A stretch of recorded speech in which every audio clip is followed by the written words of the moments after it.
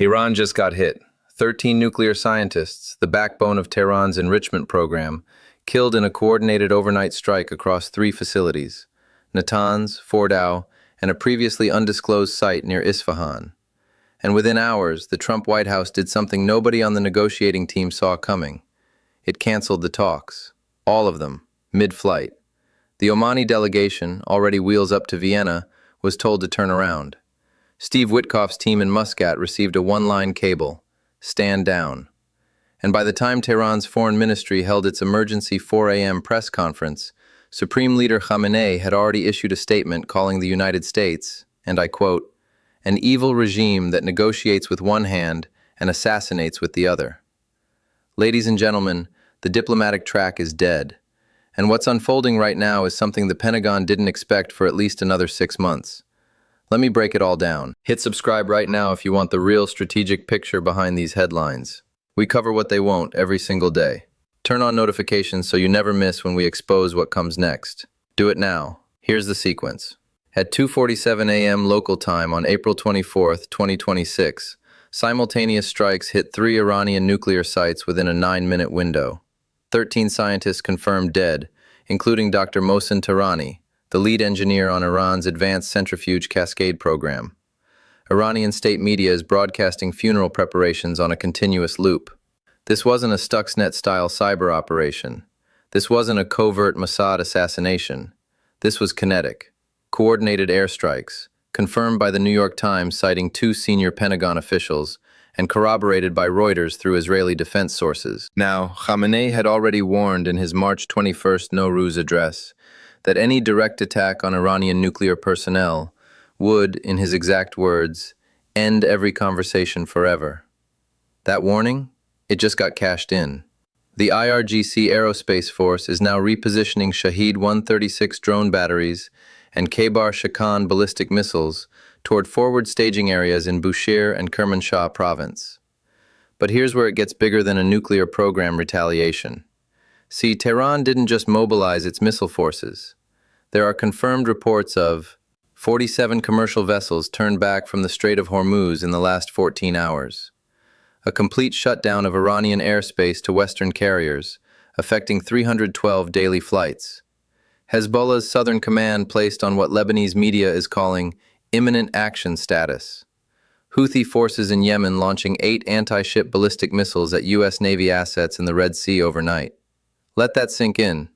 20% of global oil transit, frozen. 300-plus daily flights, grounded. And the U.S. State Department just issued a Level 4 do not travel advisory, demanding all American citizens evacuate Iraq, Lebanon, and Bahrain within 72 hours. This isn't a regional crisis anymore. This is a multi-front war ignition, and Tehran is making sure every American voter feels it at the gas pump within the week. Now you might be asking, why would Iran walk away from a deal that was literally hours from signing? Why kill negotiations after spending 8 months building back-channel trust through Oman? Why provoke a country with 11 carrier strike groups when your own air force can't fly past Baghdad? Because Iran isn't fighting to win a nuclear deal. Iran is fighting to survive as a coherent regime. And the calculus changed the moment those 13 scientists died. When the strikes hit, and understand this critical detail most coverage is missing, the scientists weren't killed at the facilities. They were killed in their homes, with their families. Iran lost its most irreplaceable strategic asset, the institutional memory of a 30-year nuclear program built under sanctions. The Assembly of Experts immediately convened an emergency session, declaring in a written communique that, quote, "the era of patience has ended." So when Foreign Minister Abbas Araghchi says the United States is an evil regime and that no future Iranian government will ever sit at a table with Washington, that tells you everything. The IRGC is running the show. The diplomatic faction in Tehran is dead, and Iran has decided this is their Karbala moment, a sacred honor framing where strategic loss becomes spiritual victory through resistance, regardless of military cost. That's not a country looking for off-ramps. That's a country looking for symmetric pain. Now here's the part no one in Washington wants to talk about. Secretary of Defense Pete Hegseth told the Pentagon press corps on April 22nd that any Iranian retaliation will be contained within 96 hours, decisively and overwhelmingly. 96 hours. But according to U.S. Central Command's own internal threat assessment, reviewed and reported by the Wall Street Journal yesterday, the current force posture in the region is designed for a single-axis conflict, meaning Iran alone, conventional only, no proxy escalation. That's a 19-day to 6-week capability gap between political promises and actual military reality, depending on whether Hezbollah, the Houthis, and Iraqi militias activate simultaneously. And already on day 3, here's what's happened. The destroyer USS Carney intercepted 4 Houthi anti-ship missiles in the Red Sea, expending nearly 11% of its SM-2 interceptor stockpile in a single engagement, according to Breaking Defense. 2 F-15E Strike Eagles operating out of Al Udeid Air Base were forced to abort a sortie after Iranian-supplied HQ-9 air defense systems in western Iraq tracked them with fire control radar. The first such incident since 2003, confirmed by Defense News. The carrier USS Abraham Lincoln, originally tasked to remain in the Arabian Sea, has been ordered northeast toward the Gulf of Oman, leaving a coverage gap across the Bab el-Mandeb Strait that the Pentagon has not publicly acknowledged.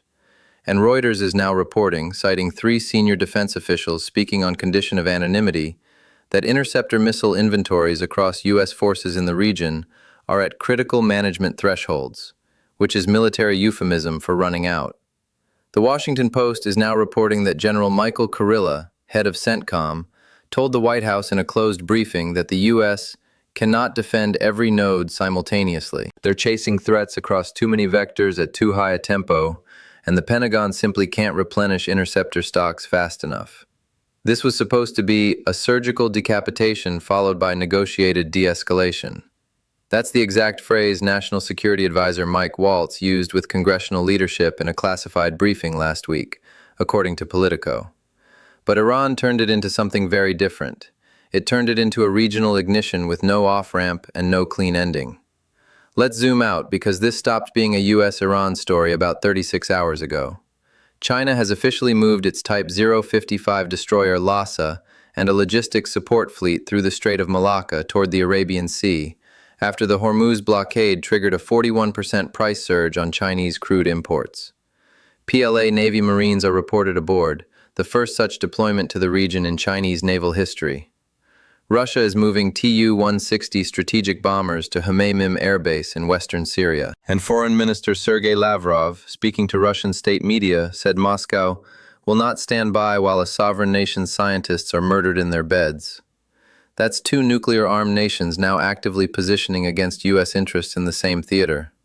2 nuclear-armed nations. And Saudi Arabia just suspended all civilian flight operations through its eastern airspace, including the entire Dhahran to Riyadh corridor.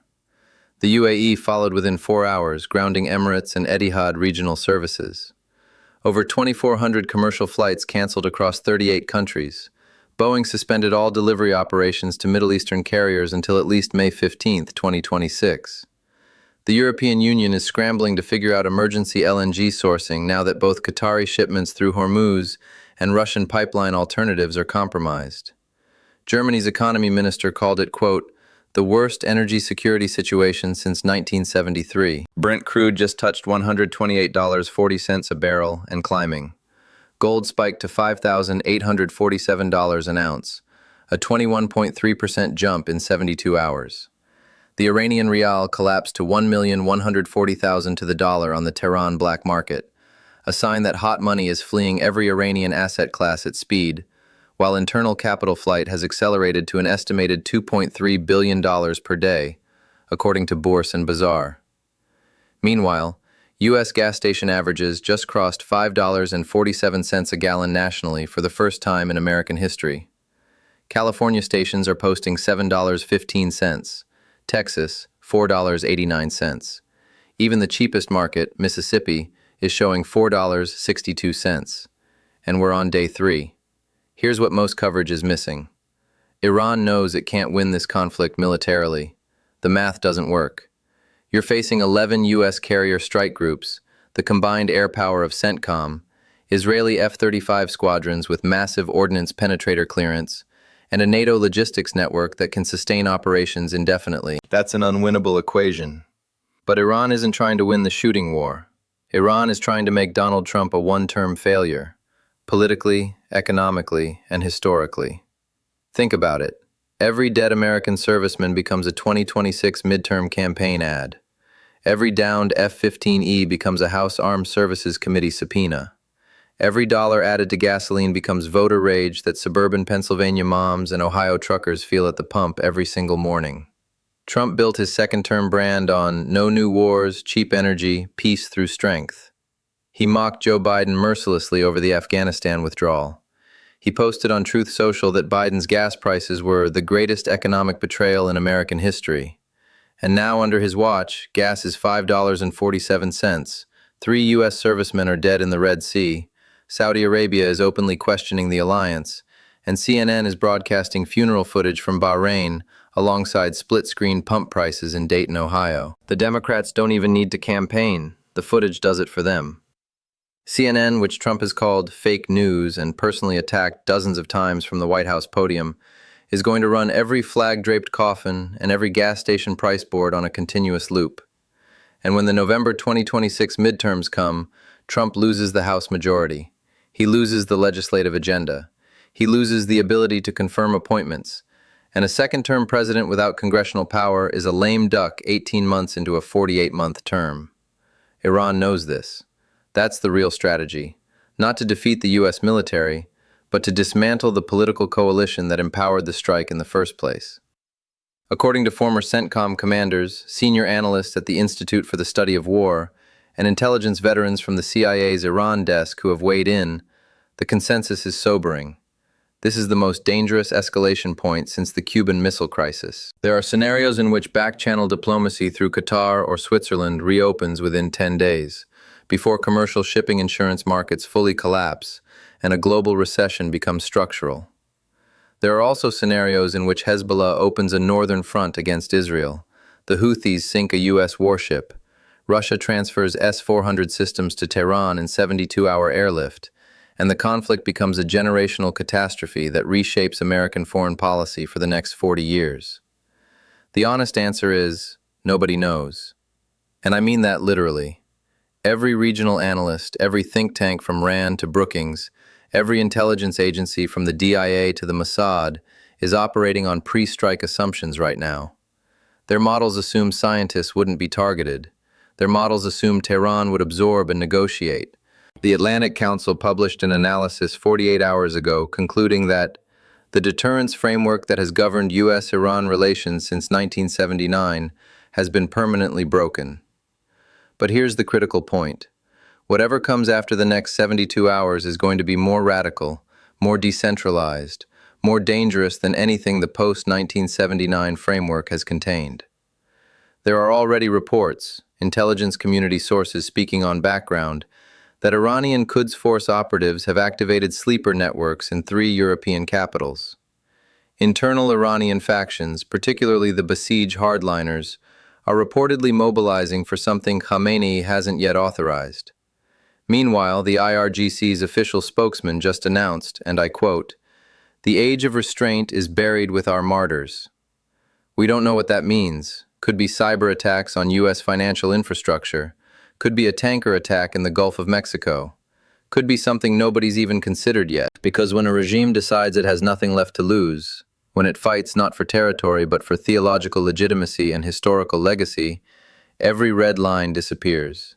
Every calculation goes out the window, and every prediction becomes worthless.